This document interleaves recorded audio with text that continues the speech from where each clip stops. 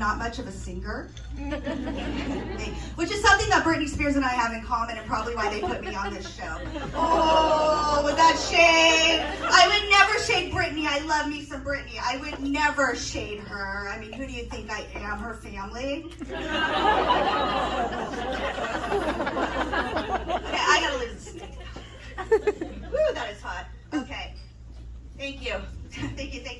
Oh my goodness. Yeah. Ooh, I love that song though. That's my favorite Britney Spears song. Do you guys agree? Okay. I mean that is early 2000s VMA gold. That was Britney in her heyday. Even though she sounded a little bit like a Muppet. You know what I'm saying? Mama. But could you imagine somebody coming out with that song or that video today in our PC world? I mean, Tay Swift would never, you guys. I mean, like, okay, historical inaccuracies around slavery aside, okay? That video, if you remember, had cultural appropriation, misogyny, okay? Animal abuse, and some very unflattering side boob. Right? I mean, Britney looks beautiful in that. I mean it, but it's like her stylist did her wrong with some of those tops. Okay? But do you know how canceled Britney would be if that song came out today? Like, she'd be as canceled as her dad's Black American Express card was on the day the conservatorship ended, okay? Yeah. Speaking of slavery, I was married for a while. I'm recently divorced. Wow, I found my people. That is something that Britney and I have in common, yes. The other big thing Britney and I have in common is that I am the same age that she is going to be in 5 years. I'm just gonna own it. I am a middle-aged white woman. Yeah, and I realized this because I walked into my bank yesterday and a guy who works there came up to me and told me so. Yeah. Well, he didn't say those words exactly. What he said to me was, "Welcome in, ma'am. Would you like to speak with a manager?" I haven't even opened my fucking mouth yet. Turns out he thought I had an appointment to apply to open a home loan line of credit. Yeah. And I was just about to tell him, you know what, go get me someone in charge. I want to give them a piece of my mind. And then I was like, wait, you think I can afford a house? Yeah. Oh my God. You are so terrible at your job. See, the only reason I walked into the bank was because I needed cash and I didn't have enough money in my account to use the ATM. This is real. Like, don't you hate, by the way, why can we put a man on the moon, but we can't program a teller machine to give me the $19.67 I have in my checking account? But when I was driving here today, I was thinking about Britney and thinking about all the many ways that she's invented herself throughout the decades, right? From the Mickey Mouse Club, to Pop Princess, to shaving her head, to the beautiful disaster we see on social media today, right? And I just want to talk to you younger women for a moment. You might not think that you can relate to Britney Spears, where she is right now, but I just want to let you know you will.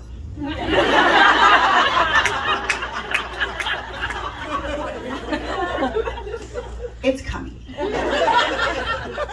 Because, see, one day you're super cute dancing around a schoolgirl outfit with your friends, and then the next thing you know, you've popped out a couple of babies, have at least one gnarly divorce under your belt. You're raiding your kid's toy box so you can go tell jokes in Kearney Mesa dressed like a 99-cent store Disney Peacock animal track.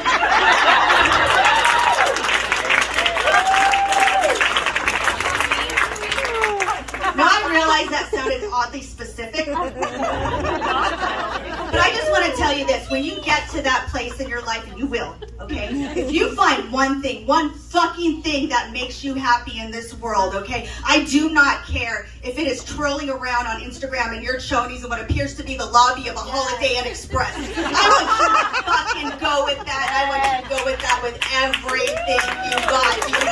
I want you to take all of your childhood trauma. I want you to take all of the abuse. I want you to take all your family issues, your daddy issues, every fucking thing your ex did to you, right? I want you to take all that anger, and I want you to just fucking troll it the fuck out. Do you hear? I just want you to fucking troll it.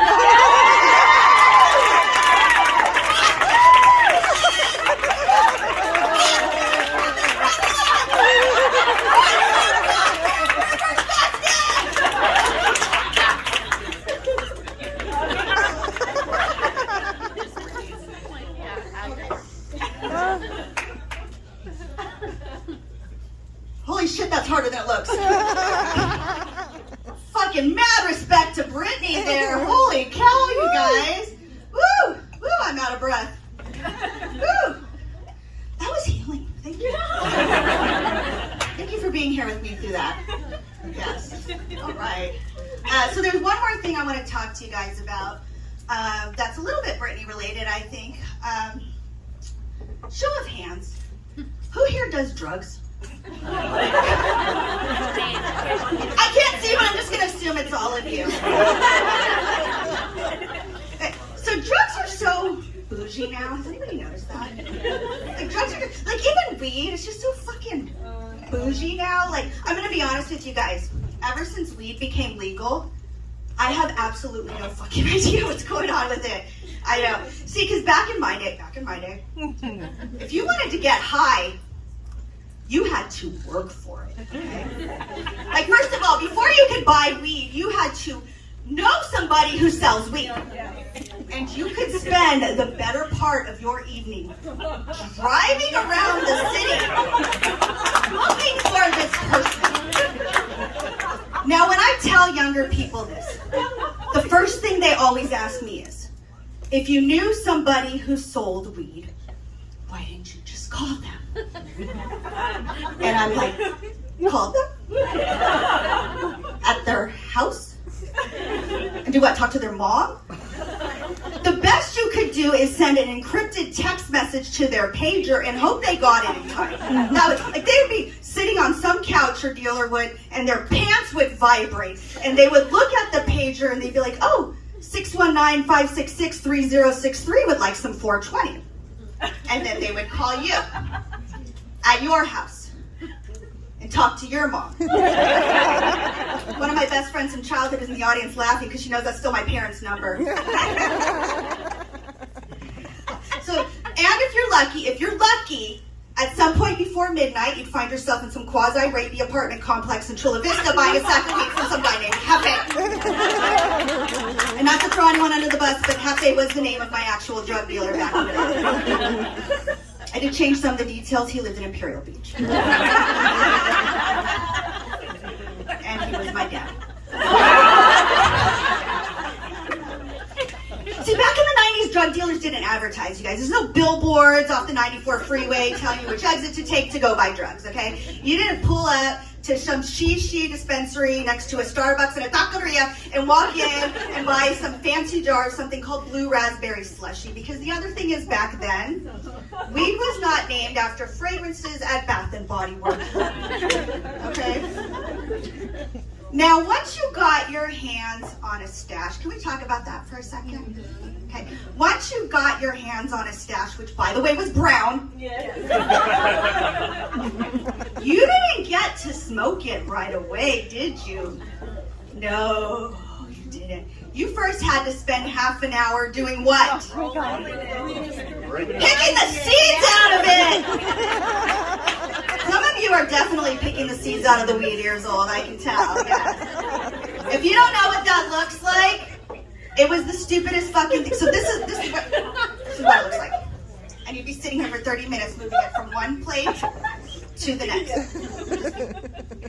I think I did it again. I bought me a sack of some shitty weed. Oh my god, guys, it was stupid. Yeah. And I don't even know how to smoke weed anymore. Like, I don't understand how to smoke weed. I see that people walking around vaping. You guys vape? Yeah, there's no, okay, I don't understand what the fuck. First of all, there's no carb and no lighter. Like, what are you doing with your thumb? Like, I don't understand this at all. Just people walking around vaping with their socially acceptable, portable, ready to go, green fucking weed in public. Like, that's lazy. You guys are you didn't work for that shit. I'm just gonna say it. Vaping is the Kevin Federline of drugs.